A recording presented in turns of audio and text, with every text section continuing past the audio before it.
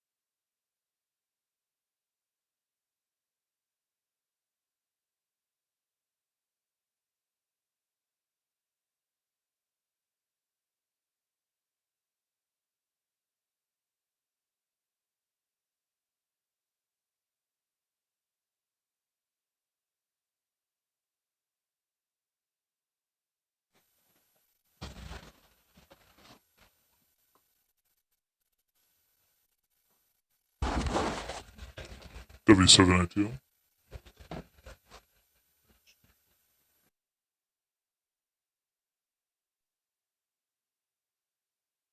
Station calling, try again. WU7N standing by for net in 1 minute.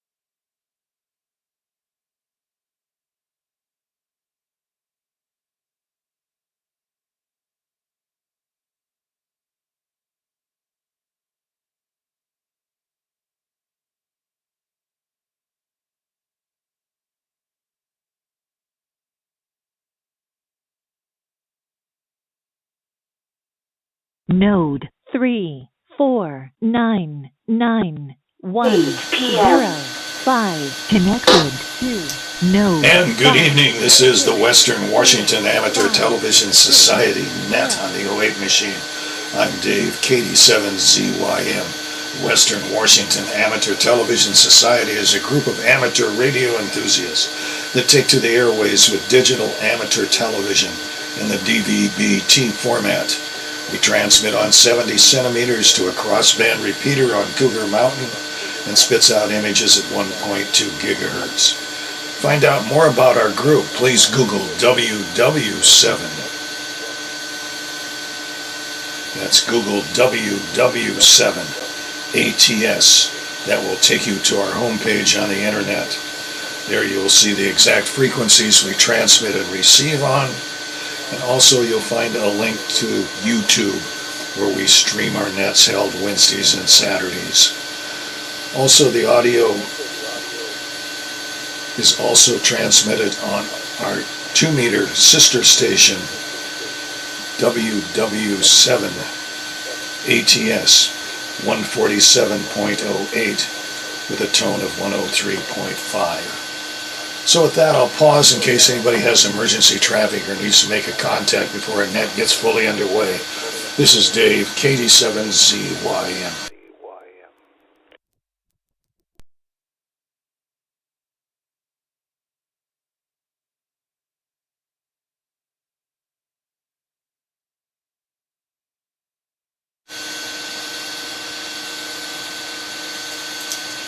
Welcome back to the Western Washington Amateur Television Society Net. Again, I'm Dave, KD7ZYM. Signed in by video link already is Ron, KD7QKU in Tacoma. Richard, K7ITX in Kent. Wade, W7ITL in Tacoma. Jim, N7QO in Covington. James, WU7N in Northeast Bellevue. And myself, Dave, KD7ZYM in Lake City. I'll pause momentarily in case somebody else would like to check into the net.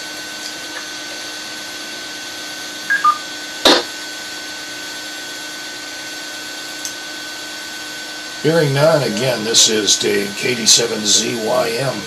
So let's start off the net with Ron, KD7QKU in Tacoma.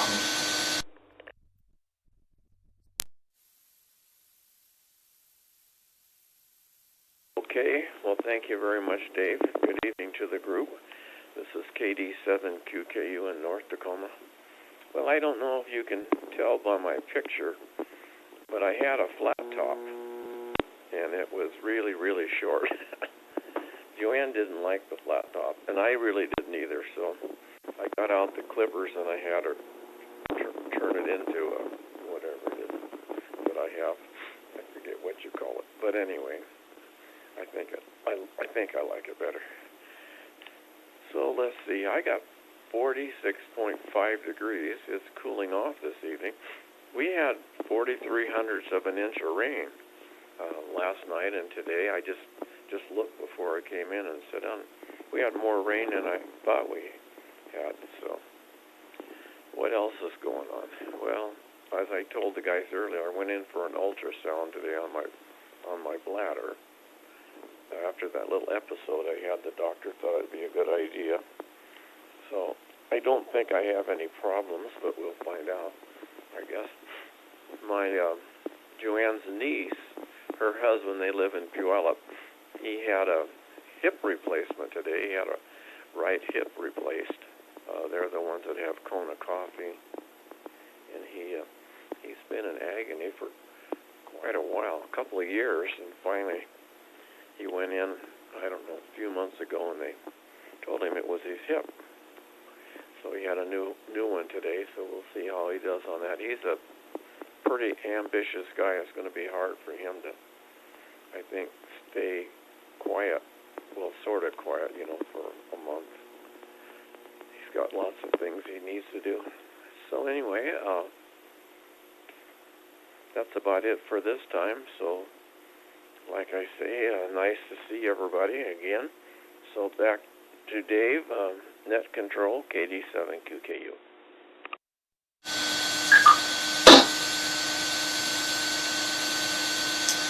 KD7QKU, thanks with that, Ron. Let's move on to Richard, K7ITX.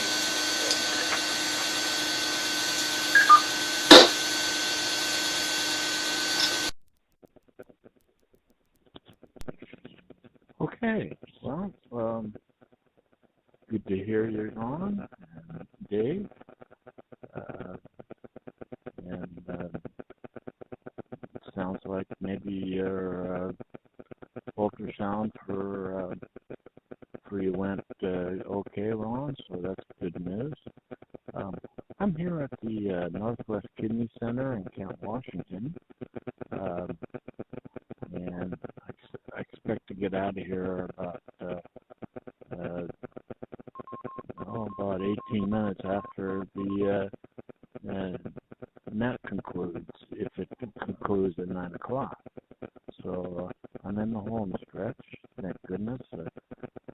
I'm developing a headache, which sometimes can lead to nausea. I hope that doesn't happen. But we'll just play it by ear, kind of get things done here, take care of business.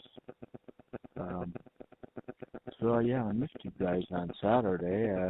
I was sound asleep after a really fun time in Shelton, Washington, that is, at the Ridge Motorsports. Our team took out what's called the Net Jet, and it's the car that has the Mercedes emblem on it that was manufactured by Renault in France, and it really shined. We got lucky though, because right off the bat, the very first run, we went off the track. So, but that was due to just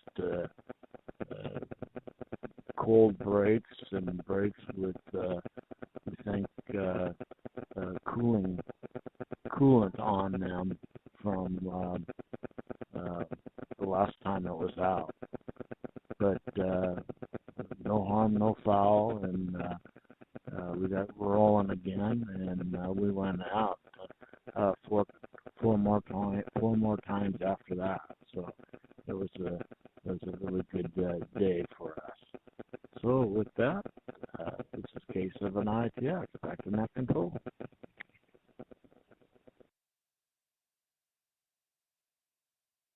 K7 ITS. Thanks with that. Let's pick up Wade, W7ITL in Tacoma.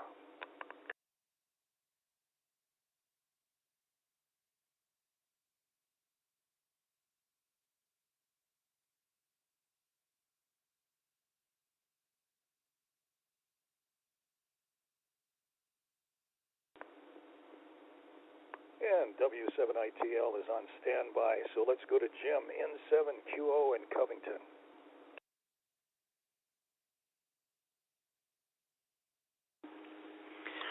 N7QO. Thank you, Dave. Good evening, everyone. Well, I have 46 degrees as well here in Covington. We sure did get a whole lot of rain today. I have not yet found my my rain quantity meter, which is just a sort of an inverted test tube with some markings on it. It's in a box somewhere around here. I haven't found it and put it up, but it rained very hard for, I don't know, maybe 45 minutes or so, and several hours worth of moderate rain. It finally stopped within the past hour or so, but definitely wet here. Let's see, Ron, ultrasound of the bladder. I'll pray that works out okay. Yeah, that can be a problem. I know a couple of friends who have problems with their bladder. Dick, dialysis, good to hear from you. Sorry you have a headache. Saturday sounds like fun. Did I hear you say that the French made a Mercedes? I didn't know there was this relationship between Renault and Mercedes. That's interesting, but maybe a little strange, I think. Anyway, thanks for mentioning that. Let's see, what else can I say? I don't know, I've been busy doing dumb things around the house, having some computer problems at the moment, trying to connect a different computer to my modem because the primary computer is messed up, but now I think there's a compatibility problem, so I'm trying to troubleshoot that. I don't know, busy doing things around the house, and other than that, I wish I could say life is boring, but whenever I feel bored, my wife finds something for me to do. So, back to you, Dave, N7QO.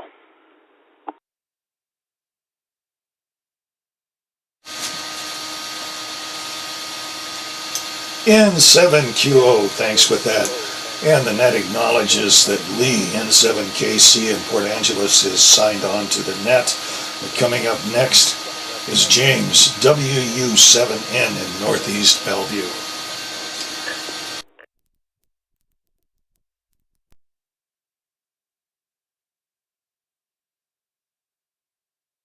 I'm syncing up right now.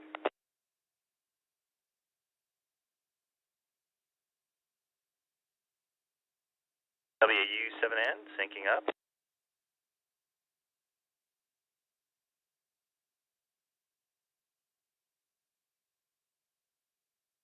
It's not going to work, James.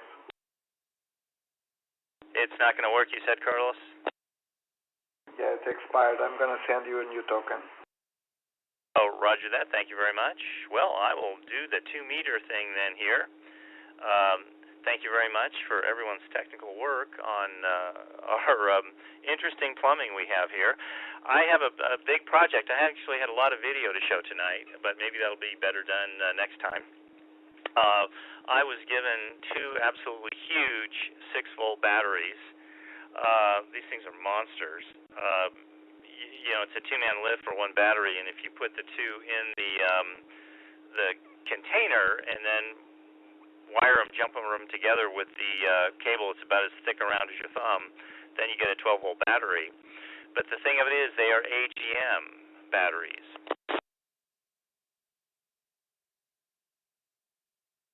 And so anyway, with the AGM batteries, that stands for absorption glass mat.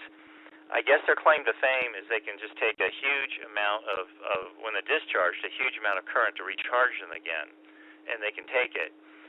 But I tell you, it's just scary. I have the technical manual for these batteries, and they're just claiming, you know, an absurd amount of current can go into these things because it's a 3-stage charging process. There is what's called a bulk stage 1, and then there's an absorption stage 2, and then there's float or maintenance charge stage 3.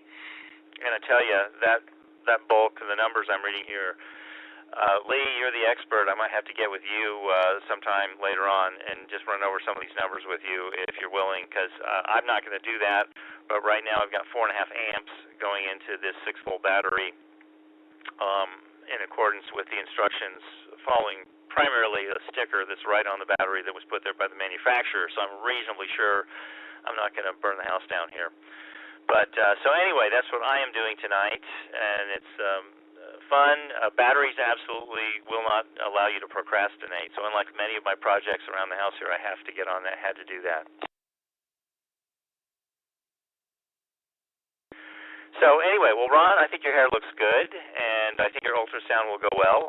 I got a couple of ultrasounds years ago and discovered a few things, didn't even know there were issues, and so I'll be doing some ultrasounds maybe this summer to see if those issues have corrected, gotten better, gotten worse, whatever. But ultrasound is absolutely wonderful. Non-ionizing radiation, there's no radiation involved at all. It's all sound and really can tell you a lot. Let's see. Prayers for your friend or relative on hip replacement. That was a little unclear to me what the relationship is with that gentleman. Richard, I hope you're feeling better and all goes well with your dialysis tonight. Both Ron and Richard had kind of a little staccato beat on the signal. I don't know if I have that too or not. It's almost like someone's going in the background. So anyway, not sure what's causing that. And Jim, your lots of rain report was tantalizing and teasing. We got rain here, but I didn't measure it. So anyway, maybe it'll have to be next time when you report the amount of rain that you got. But glad we're getting a little bit of rain. Hope they're getting snow in the mountains. We really need that snowpack. So since I can't show you all the pictures of the chargers, and I'm actually going to move a smoke detector nearby in case I leave this charging throughout the night, and meters and everything. It looks quite like Frankenstein's lab. But anyway, next time maybe. This is James, WU7N in Northeast Bellevue. Back to our net control. Dave, take it away. WU7N, thanks with that. And welcome to the net, Carlos. Let's go to AD7NP in Clyde Hill.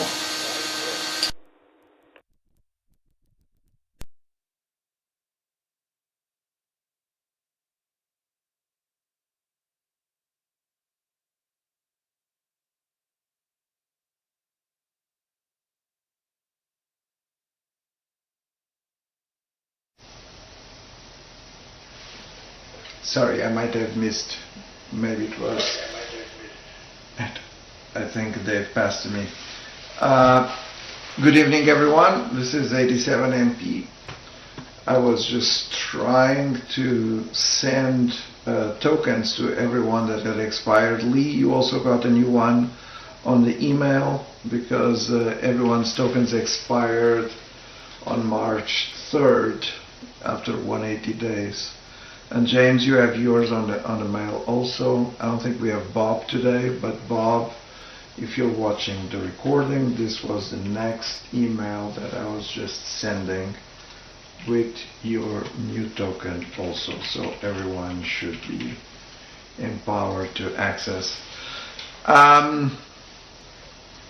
So what's new here? Not much. Good news, I have not traveled over the week, which is a change.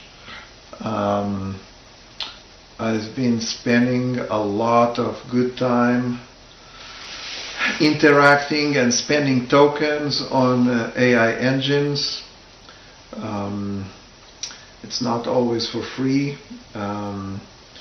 but it's definitely making fantastic progress on all fronts. And so by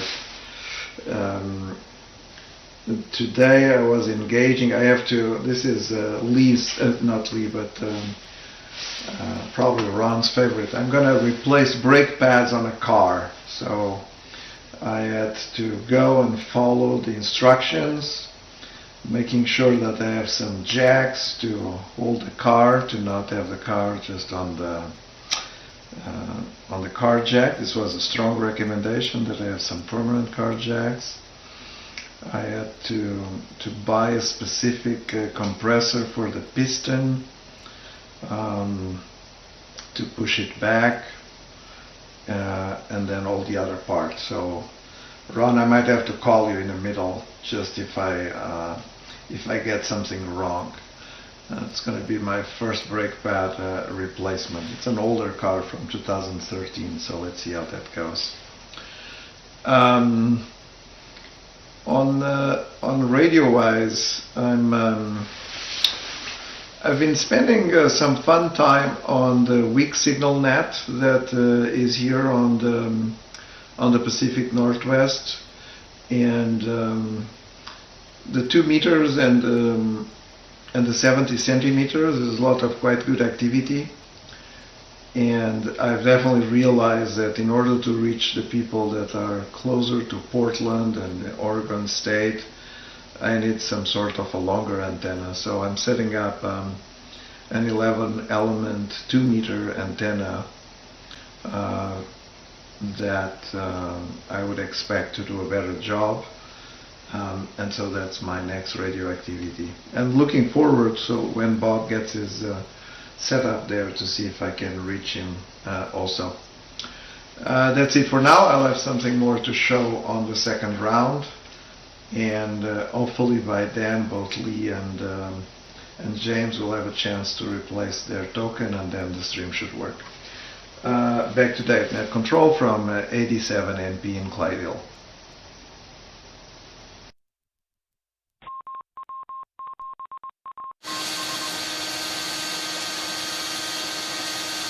'87MP, thanks with that. And get a quick ID here again. This is the Western Washington Amateur Television Society Net on the 08 machine. Again, I'm Dave, KD7ZYM. Well, let's see, I got 45 degrees and cloudy here in Lake City, and the rain gauge is showing about a ½ inch in the last 24 hours. So it's been dribbling down pretty good. And water we do need. Well, anyway, I've been sitting back watching a lot of the news with the events going on in the Middle East and following that through. And that's about what I've been doing today. So with that, I'm going to send it back up to Ron, KD7QKU in Tacoma.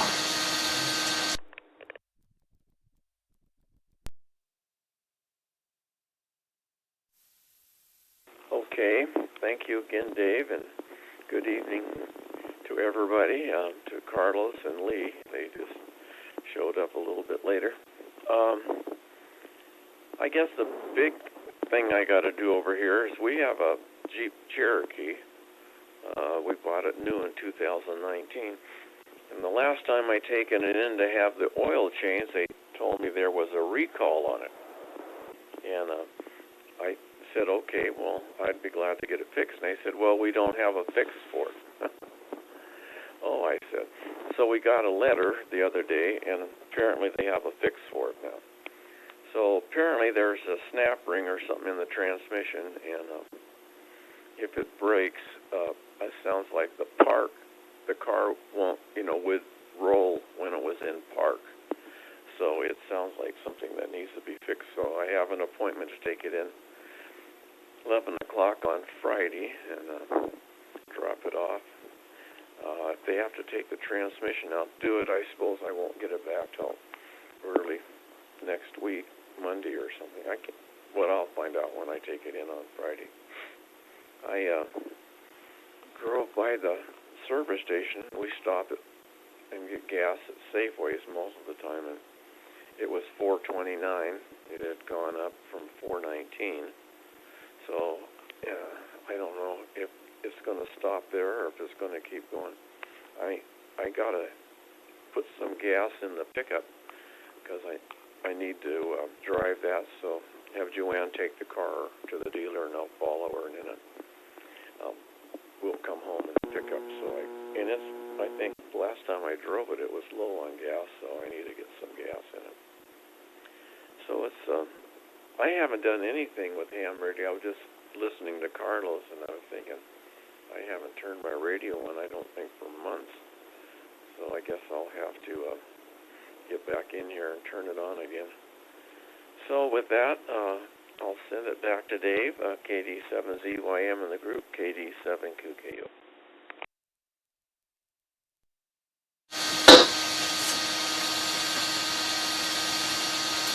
KD7QKU, thanks with that. Let's pick up Lee, N7KC in Port Angeles.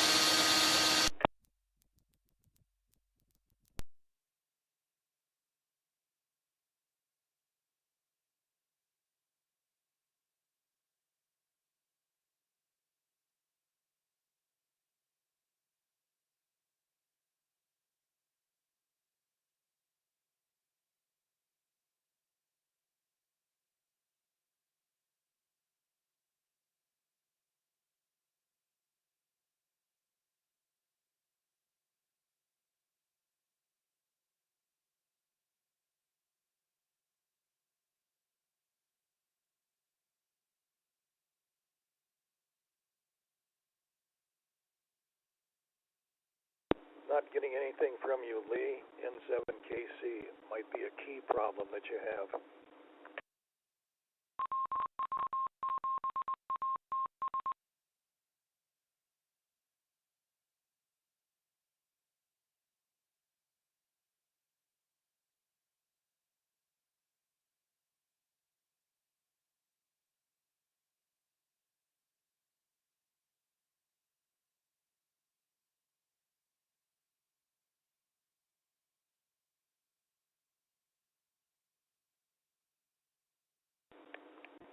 And technical difficulties with Lee and the 7KC. So let's go to Richard, K7ITX.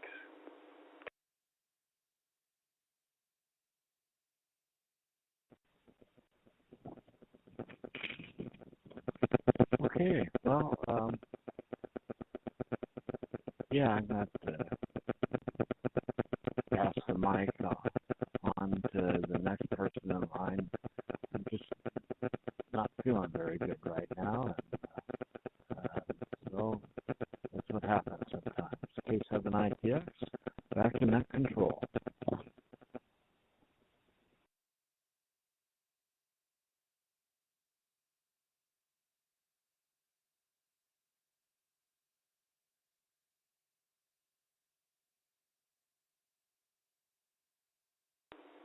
K7ITX, thanks for that. Let's see if Wade's with us yet again.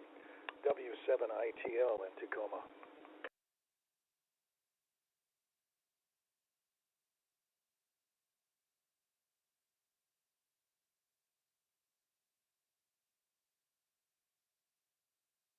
And no response from W7ITL. Let's move on to Jim, N7QO in Covington.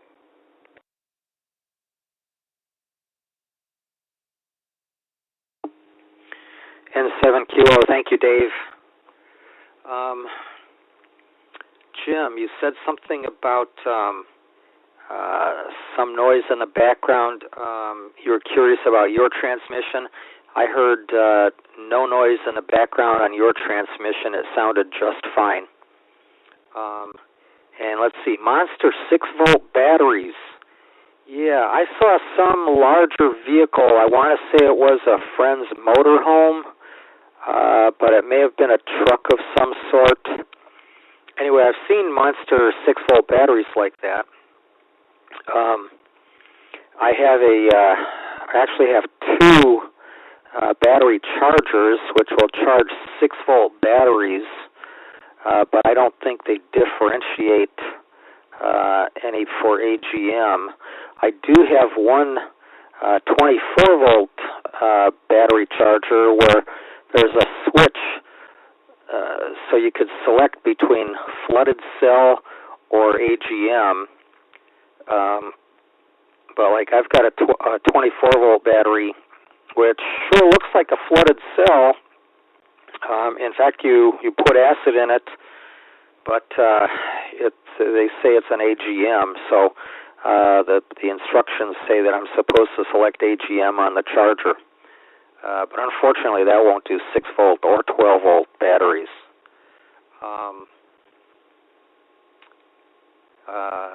6-amp charge rate, I think you said. One of my chargers that will do 6 volts goes to like 10 amps, and the other one will go to 15 amps. And then as the charge accrues, apparently the ammeter will show less of a discharge from the charger. It will begin charging at a slower rate and eventually go down to just a charge as needed. So I don't think you have to worry any about the charge rate there, but don't know for sure.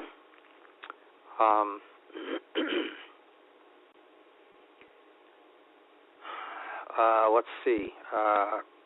Carlos, AI, yeah, thank you for doing that. And 11 element 2-meter antenna. That sounds impressive, but that's a noble cause. See if you can reach Bob. If you have the ability, that would be great. And Ron, I forgot to mention about your haircut.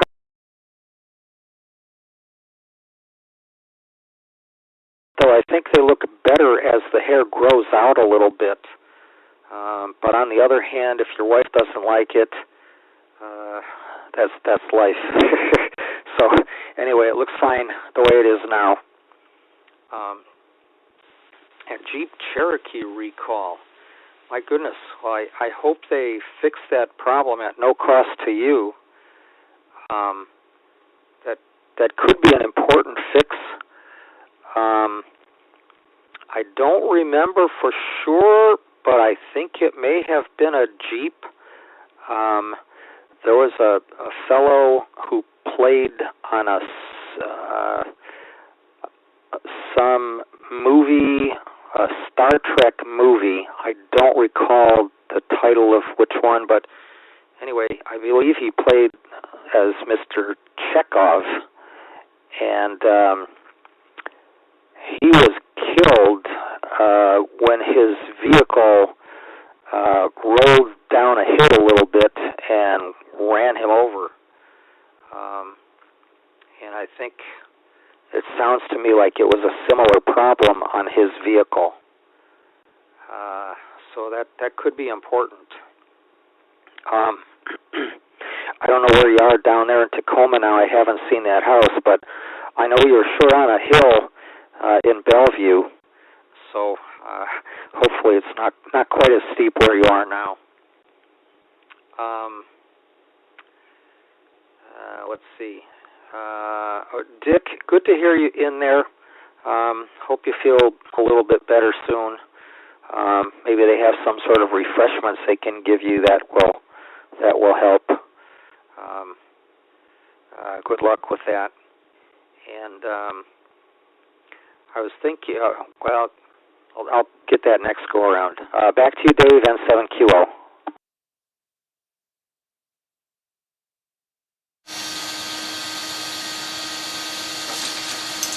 N7QO, thanks for that. Let's try James again, WU7N in Northeast Bellevue land.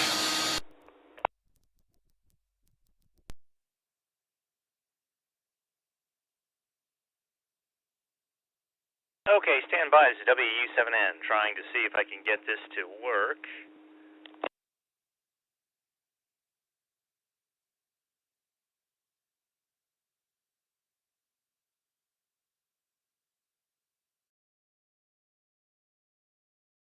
One, two, three, four. Testing. All right.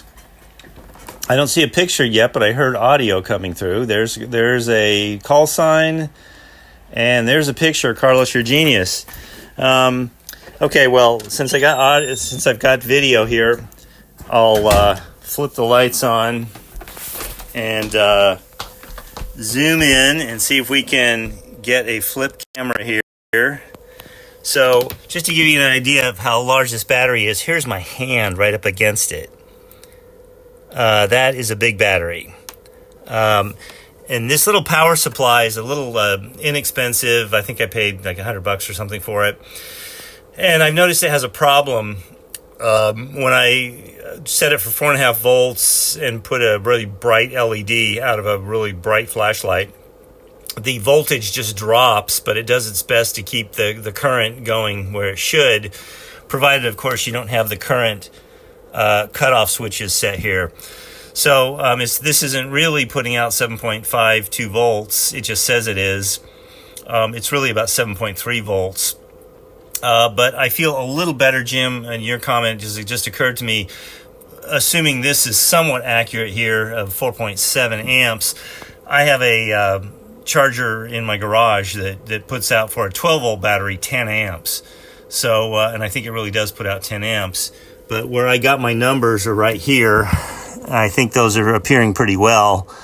So it says here that they're combining on this sticker in the 3-step process. The bulk and the absorb steps are 2 separate steps, but they're saying it's about 7.2 volts at 77F. And what I did is I got the actual manual, and I can run a little hotter because it's only about between 50 and 60 degrees Fahrenheit on that kitchen floor right there. So anyway, that's the excitement here, and it seems to be hanging in there pretty well. So anyway, that's the most exciting thing I have going right now in my life. Tells you how boring my life is. Carlos, I heard you say something about you changing out brake pads. I do that on a couple of my cars all the time, so maybe we should call and talk. If you've never done brake pads before, sometimes it's helpful just to have someone sit there and offer moral support. My vehicles I've lucked out. They're amazingly easy to do brake pads on, but that's not the case for all cars and all brake pads, so kind of depends on what you're dealing with. The trick, of course, is bleeding out the air out of the lines after you get it all done.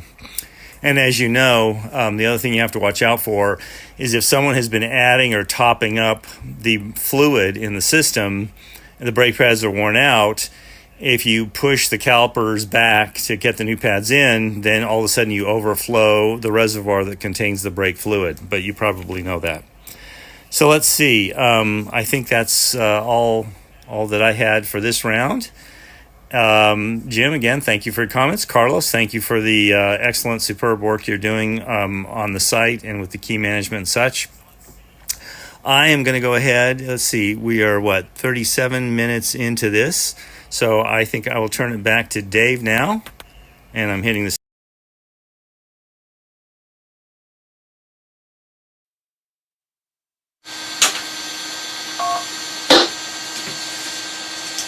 WU7N, thanks for that. And let's go to Carlos again, 87NP in Clyde Hill.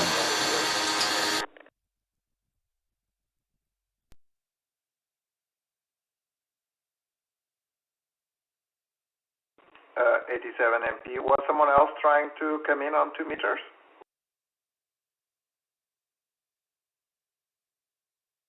Unknown, this is Dave, KD7ZYM.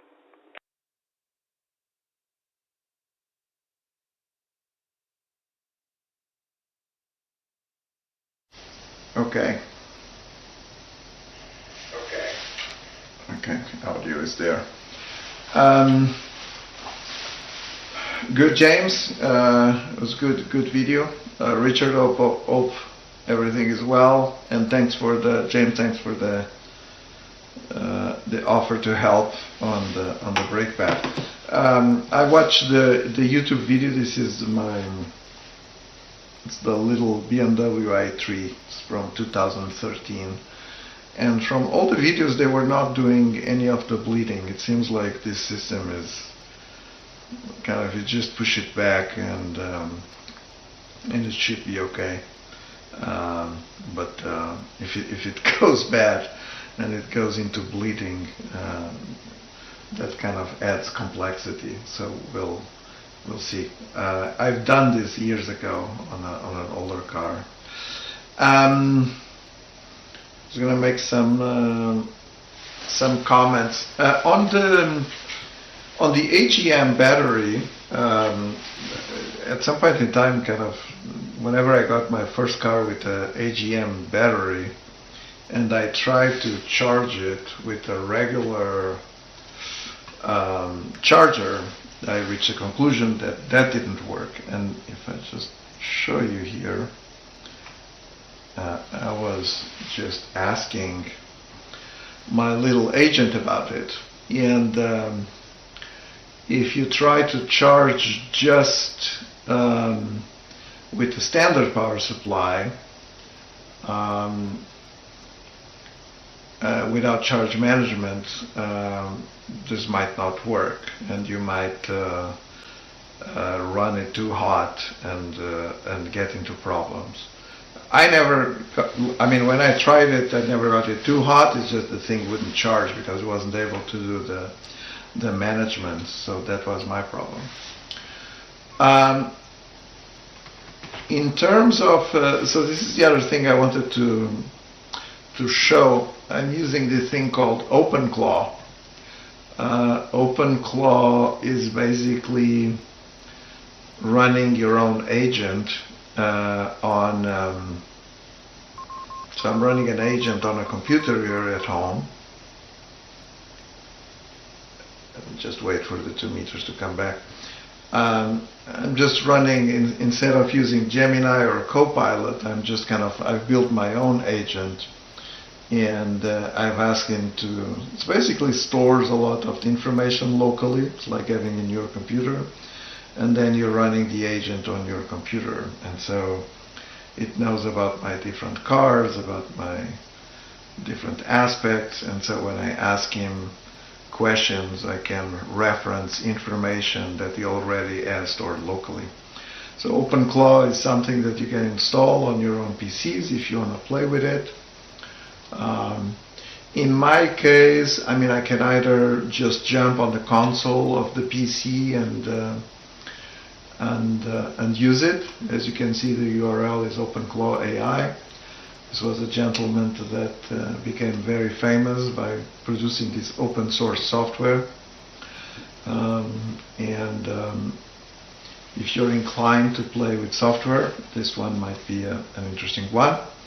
In my case, I'm accessing it over WhatsApp. So basically, my agent as a WhatsApp channel that either myself or my family can interact with. And so it says family information, but it's all stored locally, and then he uses the different language models online. So that's something for the day. And in terms of new hardware, I'm a big fan now of this USB soldering irons. They have a nice meter. They just have a USB-C, and it's very easy to kind of just take the tips off and put different types of tips. It comes with at least 4 tips, so I like that. That's a new arrival a couple of weeks ago. And the other one, this is more, Lee might enjoy this. This is intelligent tweezers to measure capacitance and other state of electronic components directly on the motherboard, which sometimes works. Sometimes you have to lift one of the pads to measure to make sure that there's nothing else. But I really like this kind of this very simple soldering irons that are just USB-C, and they hit really fast. So that means you can either use them on the workbench, or you can use them with just a battery pack, and it's quite useful. So that was it. It was the news of the day. So back to Dave from 87NP in Clydeville.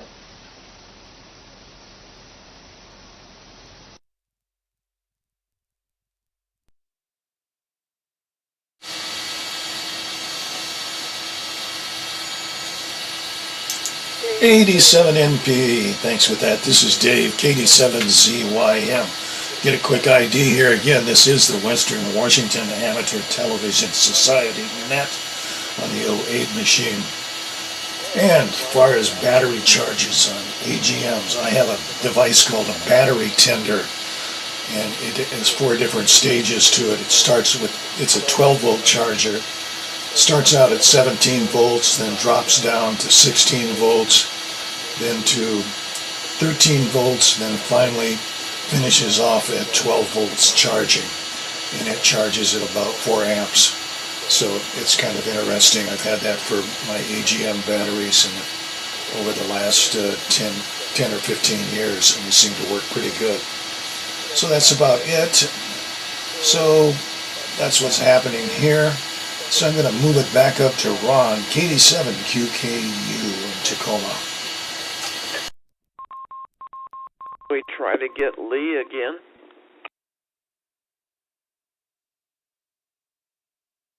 KC. Shouldn't we do him? Lee comes after you, Ron. Dave, whatever you say, Dave. Well, Carlos, you got a bunch of new toys there, and James has got a new battery that he's trying to charge up. I've never had that type of battery. I've just always had lead acid. It doesn't look too big to me, James. It looks just like a normal deep cycle battery or something that I would have in the boat to run the trolling motor. Some of those are pretty good size, a little bigger than a car battery in some cases. There's a place that makes batteries over there by Ballard on the Seattle side, and I bought a battery over there from them. They manufacture them right there. It lasted me 10 years in the boat, a deep cycle battery. I was really surprised.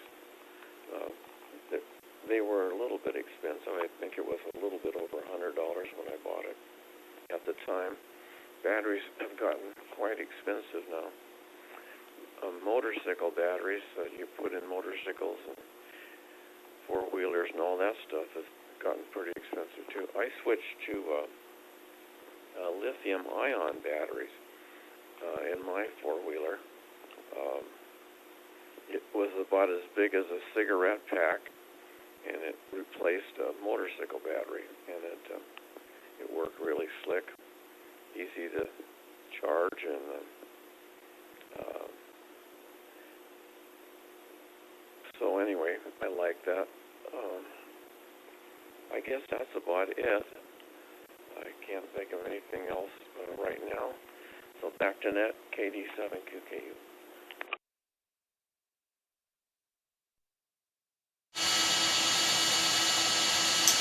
KD7QKU, thanks for that. Yeah, and let's try Lee again. N7KC with a new key.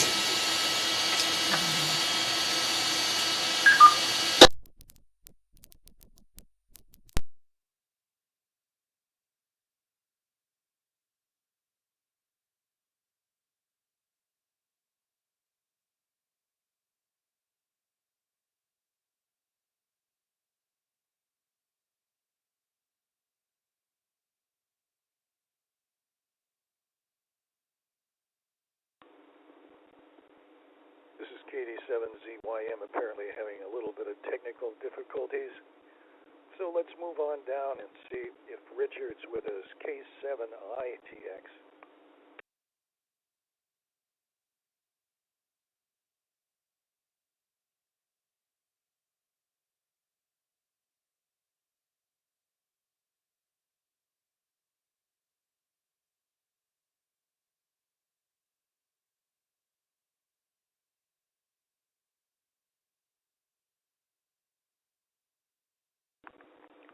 K7ITX in Kent.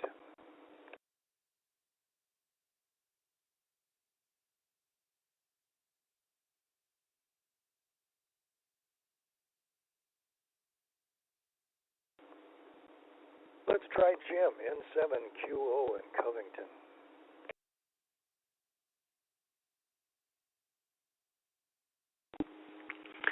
N7QO, thank you, Dave. Well, Carlos, Open Claw AI.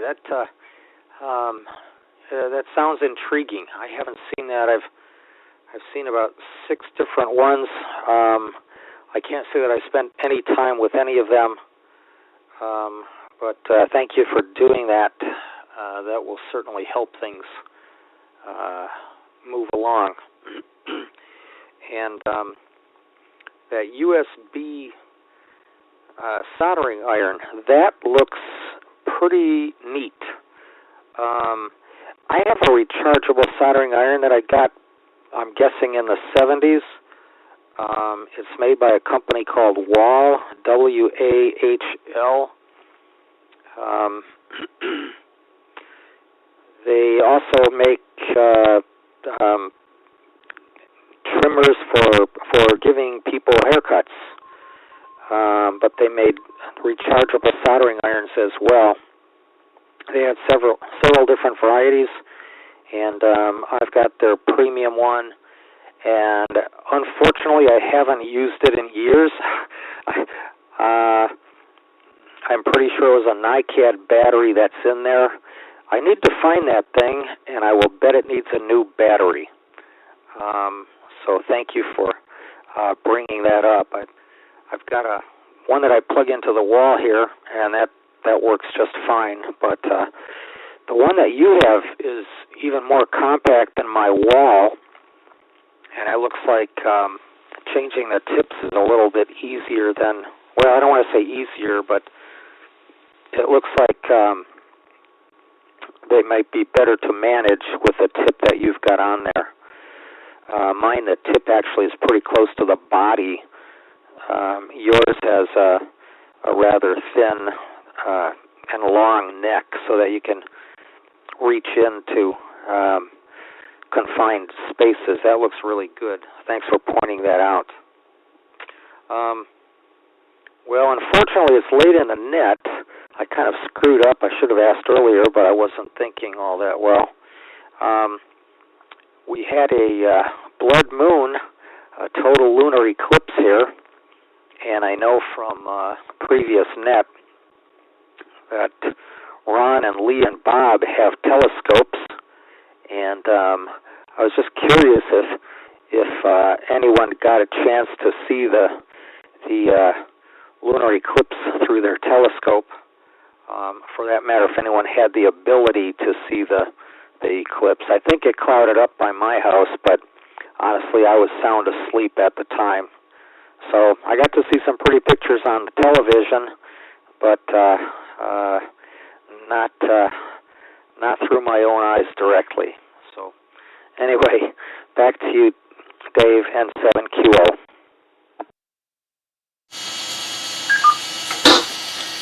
N7QO, thanks with that. And get a quick ID here again. This is the Western Washington Amateur Television Society Net on the 08 machine. I'm Dave, KD7ZYM. I'll pause in case anybody else would like to check into the net.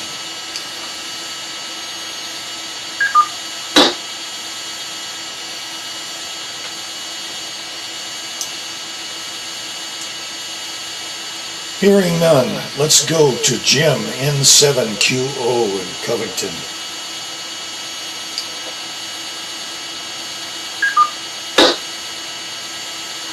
That was me. I was just up.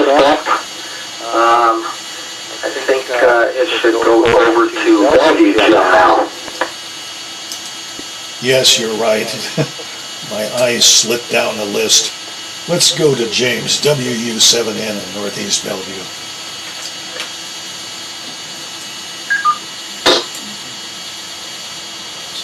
Okay, this is James, WU7N. I'm audio only on the computer audio channel, just because we're running out of time. I wanted to thank everybody for your comments. Carlos, open call looks very interesting to me. Node to really use AI on a daily basis to manage emails and things like that, I think is very cool. I'll be looking into that. Also, the information you gave on the 6 volts, absolutely correct. But this is the problem I'm noting with AI. Unless you bound it by saying, okay, only go to the Knowledge Center for Lifeline batteries and only use this manual, then you're going to get, in this case, I didn't see anything wrong there. You just don't get the whole story because, it even got the voltage right. I think it was 7.2 volts or something like that. The sticker on the side of the battery says 7.21 volts. But I can't see actually the problem in using a power supply, since the sticker on the side of the battery is combining their so-called phase 1 bulk charge and their phase 2 absorption charge into one process step, keeping the voltage down low enough so you're not trying to crank through just this massive amount of current, which these batteries supposedly can take. But I tell you, the first time I ever do that, I'm going to do it with the battery sitting out in the middle of the street, maybe not even my street, maybe somebody else's street. It's just a scary amount of current to pump through this thing to recharge it if you really discharge the battery all the way down to its capacity. But I guess that's the advantage of the AGM batteries. They're supposedly supposed to be able to do this and then get the charge very fast, but then you have to go through the other 2 phases or 2 steps of charging to charge them properly. Soldering iron looks so cool. Like Jim, I have a battery-powered little light-duty soldering iron I got years ago. Honestly, I've never tried it. It came actually with batteries, which tells me they're not selling the soldering iron, they're selling you batteries. I'm sure they burn through those AA batteries. I wonder how many joints per set of batteries I could get out of it. Never tried. I like that one though. It probably uses LiPo batteries, which are much better, improved, and suitable technology for that kind of thing. And also those Intel tweezers. I have to laugh. That is such a cool idea. I have a little box that does probably essentially the same thing. But I think I paid some minuscule amount of money for it before all the tariffs and inflation and such. But it's one of my most used boxes, and I was able to go through a whole junk box of components and sort them all out and get them into drawers where they could actually be useful. And I can see what I have now. So the technology is just so cool to just take almost within limits discrete passive components, stick it on there, and it'll say, oh, it's a resistor of exactly this much. You don't have to squint at the color codes or play with a meter or anything like that. Very cool. Well, it looks like we're getting to the top of the hour with 4 minutes left. I'm going to turn it back to Dave. This is WU7N.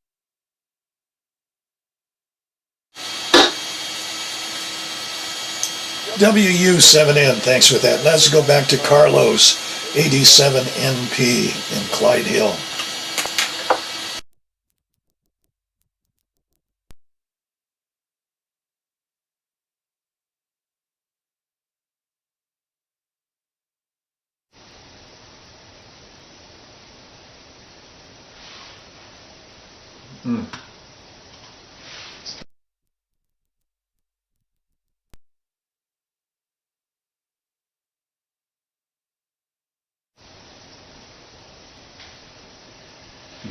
I was too fast after Dave. That's why my audio wasn't flowing. 87NP, back on the air. Lee, I'll stay after the net on Discord and we'll help you out with the key situation there. Figure out what's the problem.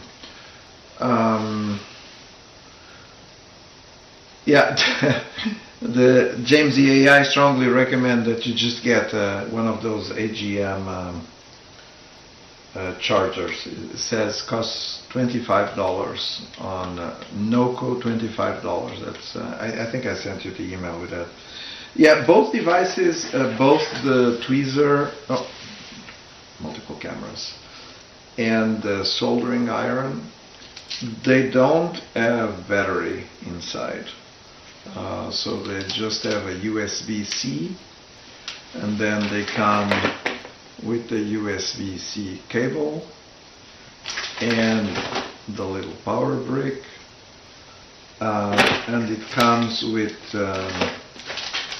1, 2, 3, 4, 5 tips, which is pretty good. And then you either kind of connect with the USB cable to the wall, to the power brick, and the same with the intelligent tweezer.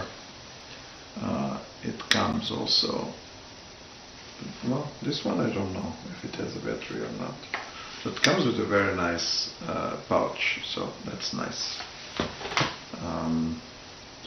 This is the result of watching YouTube videos. All right, I think we're at the top of the hour. So thank you very much for the net. It was great seeing everyone tonight.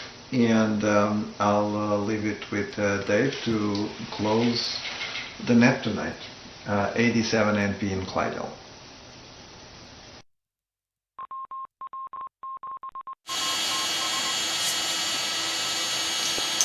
87NP, thanks for that. And this is the Western Washington Amateur Television Society net on the 08 machine. And as the time has expired for our nets for the evening, on behalf of the Western Washington Amateur Television Society, terminating the net at 9 o'clock.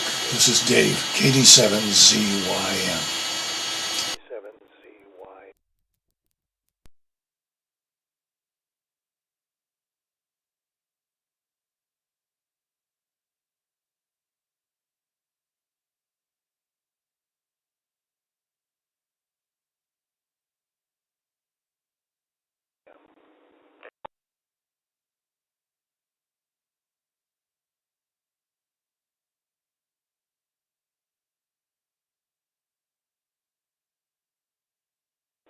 KD7ILO. This is KD7ZYM.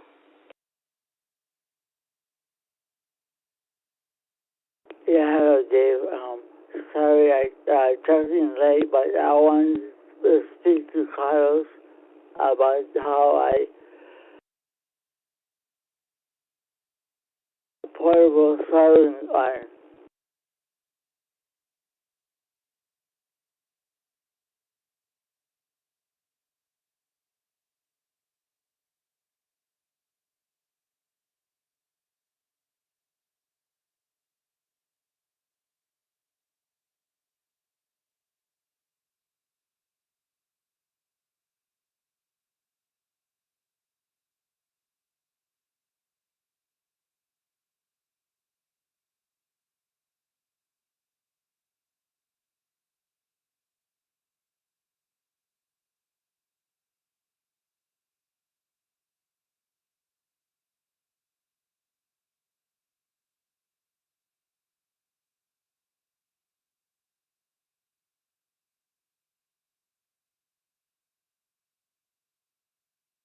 Nothing, Harry.